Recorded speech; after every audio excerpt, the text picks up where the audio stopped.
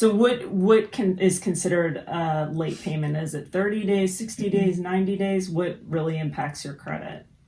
So creditors will report to the credit agencies when you're late after 30 days. Okay. Once you have a 30-day late payment, even on a credit card, even on a store credit card that you might not think is significant, Right. it can drop your score 75 to 100 points. Wow. So definitely do not want to have that happening. Mm-hmm. It will impact what kind of interest rate you will get, if your credit score is lower. And how long does it take to get that back up? If you had a 30-day late payment and then you pay the next 2 months? Could take a year. Wow. For your score to recover. Okay. So no late payments. That's a good one. What else can you do to help clean up your credit? Well, that's a guessing game for consumers. So it's really important to talk with your lender. We have some tools that we will use with our customers. So we like to tell you don't do anything, because sometimes people have a collection and they'll say, I want to get the collection paid off, but it might be an older collection from 3 years ago. Right. And if they move to pay that off to zero, their credit score could drop significantly because it will update the date last active. Right. And the credit reporting companies see that as a recent derogatory mark, even though you're paying it off. So we always say, let us look at it, let us guide you, let us help you decide, how what strategy you're going to use to get your credit scores up. Right. Okay. That's great. And I think that's one thing that I see that buyers don't often think of. Like, they just start looking for a house and it's like there's all this work, sort of pre-work, that needs to be done just to put you in the best position, especially in a competitive situation if you're a first-time buyer, or even with move-up buyers, I think. Right. And sometimes, like with the credit piece, people don't realize, they could have a good credit score. I mean, 700 is a good credit score, but you're not really in the best tier for best interest rates until you're at 740 and above. So sometimes there's very little changes that we can recommend that you do to get that score up, 20 points, 40 points maybe, that can really make a difference in the interest rate that you ultimately get. Right. And if you do this far enough in advance, then you can reap the benefits. You have time. Right. What would impact, other than purchasing, like having your credit run a certain number of times if you're shopping loans or things like that? What would you advise on that? So my advice is don't run all over town getting your credit pulled. But when you decide you're going to get a loan, and if you want to talk to a couple of lenders, probably no more than 2 or 3. You really don't need to. Lenders are not that different. Right. Ultimately, it's just when you should make a choice on your lender based on who you feel most comfortable working with and who you think will work in your best interests. Because again, the loan programs and the rates and so forth are going to be very similar. Right. So, and if they're not, you can come back and say, like, if you really like to work with Leslie, but you found a better rate, you come back and say, Leslie, can you show me what the difference is, or can you match this, right? Absolutely. And sometimes it's just the day. Right. Sometimes somebody says, hey, they looked at a rate on a Thursday and on Monday, the rate's going to be different. So absolutely, that's really important. But where were we? Credit, sorry. Oh, so which part? This multiple times you said don't keep. Yeah. Yes. So what I would recommend is having your credit pulled within 14 days. Okay. So if you're shopping mortgages, the first 14 days, the credit experts tell us that should not change your credit score. And in my experience, that has been true. Right. Once you get outside of the 14 days, the credit system starts to think that now you're looking for a second loan. Right. So it starts to hit you. You get a hard credit hit a second time. Okay. So the first credit hit generally will only affect somebody's credit score 3 to 7 points. Okay. And the better your credit score is, the less impact the inquiry will have. Okay. So that's always something that people are worried about.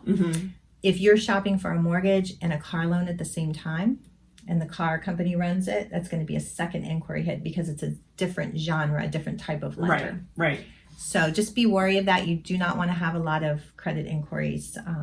But as long as you're having lenders run within the first 14 days, you should be okay and it should equate to only one credit hit.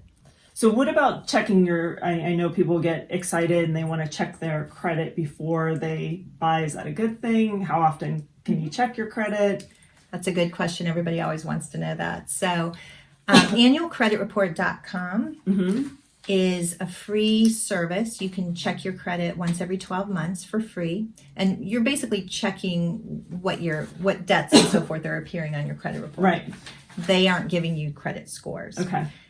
Customers will come to me a lot of times when we have our initial conversation, and they will say, well, my credit score is 722 and I checked it on this credit site, or I got it on my Discover statement or my bank statement, whatever. And that's fine because that gives you a ballpark. Right. But those aren't the scores that lenders are going to get. Okay. What we pull certain models of the FICO scoring system for Equifax, TransUnion, and Experian.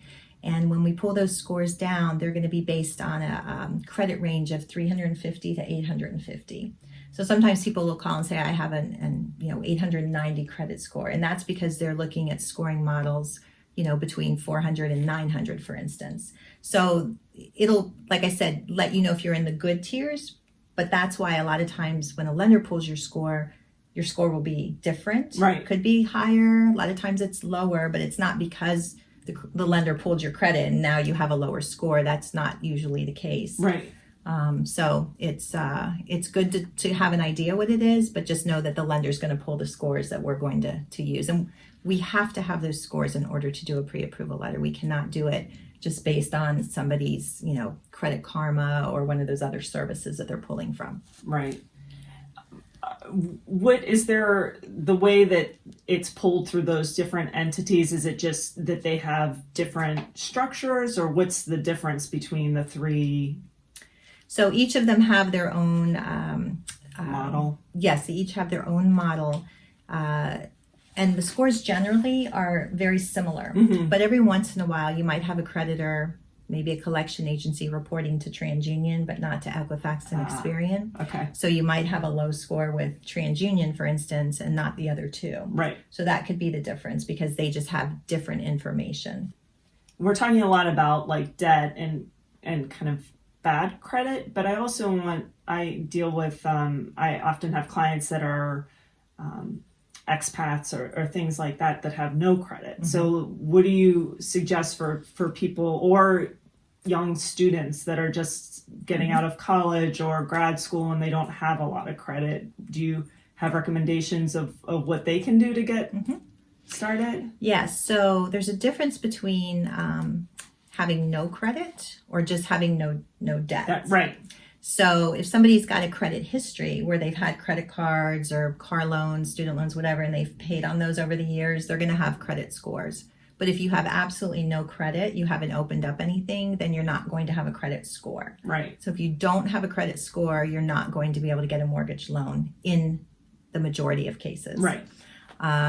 So what's really important, especially for young people or people that don't have credit, is the credit scoring models tell us that 2 to 3 credit cards are good to have. Okay. Not that you have to go out and charge them to their max. Right. But if you get as high of a credit limit on them as you can, and just maybe I always tell people to start out and go purchase a tank of gas or a grocery and then pay it off right away. Right. What the model's looking for is how you utilize your credit. Are you paying it on time? Are you trying to get it near the max of what the limit is? So that's why I say get the maximum. Don't just get it for $500 if you qualify, can. Right.